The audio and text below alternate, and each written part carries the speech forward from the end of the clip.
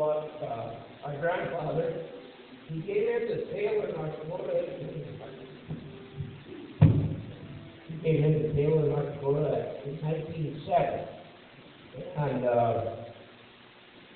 he never drove a car. Well, you don't see him here, but he had 9 children.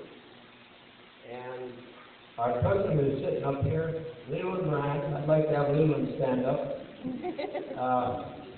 Leland is one of the oldest grandchildren still living. Leland is 90. And if you want an airplane ride, there's the man to see right there. He's got a super cub that he'll give you an airplane ride. You can see things too when you go on an airplane ride with him. He was still outside hunting this spring in February, right, Leland? Right. And anyway, Leland is the first cousin of Lowell and I. His mother was the second child, and our dad was the baby. He had twin sisters. So there's a little age difference between us, but not much. But my sister had compiled some of this and sent it in to the Cowboy Hall of Fame. They were kind of working on baby trying to see if there was a spot in the Cowboy Hall of Fame that we could get drafted into. We haven't really heard of anything as of yet, but it was a great tribute to him anyway. This is written by another pastor, and it was his at his funeral. As a preacher, he was calm, but sure, not faltering to right or left. His scriptural presentations were clear from the first to the last, and through it all, one could sense the warm personal love for his people and a concern for their salvation. Secondly, we think of him as a pioneer preacher out there on the frontier, especially in Taylor, North Dakota, where he began almost 30 years ago. In those days, there was a territory about 60 square miles, practically untouched as far as the church was concerned. He went from house to house to gather these new settlers together and talk about God's word. He had probably driven close to 100,000 miles with his horses. There were hardly any congregations, only a few preaching places here and there.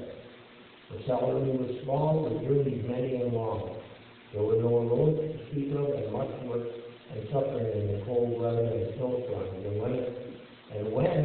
And if he reached his destination, perhaps few, if any, were there to hear the sermon. But he had no complaints. Patience, persistence.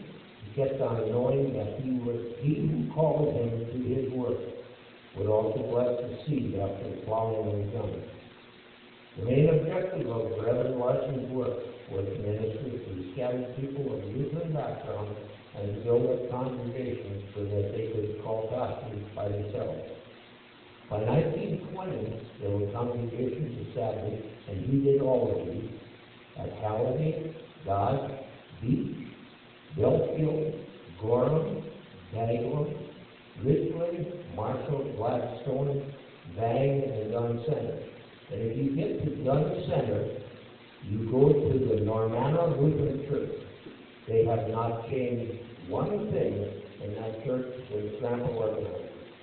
The altar, the pews, everything is just the way it was old when I sat in there it was the 100th anniversary. It was in 2007 we were there. And it is pretty beautiful. Where was I?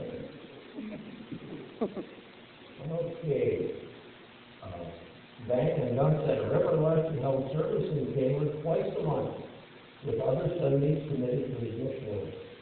He traveled with his faithful horses by buggy or cutter sleigh, depending on the weather and the road.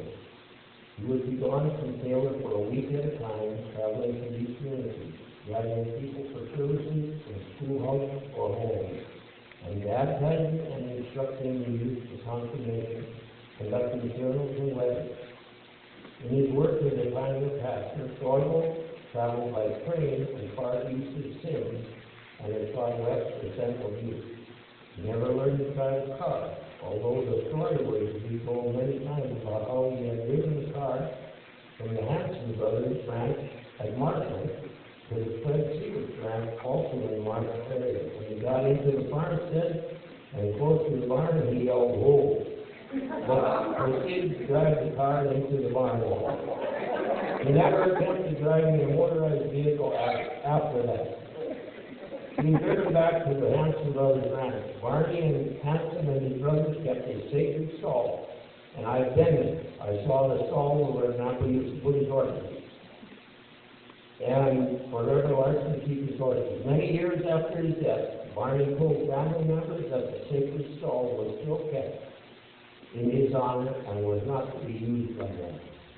His wants was few, and he was welcomed by many. We were never fortunate enough to know Grandpa, but, those old timers, and probably every one of your parents had hardships and trials, but yet they kept their faith in God, and they passed it on to generations. And we'd like to close our show, program. We're going to sing Grandpa's old favorite song, and you guys sing along with it.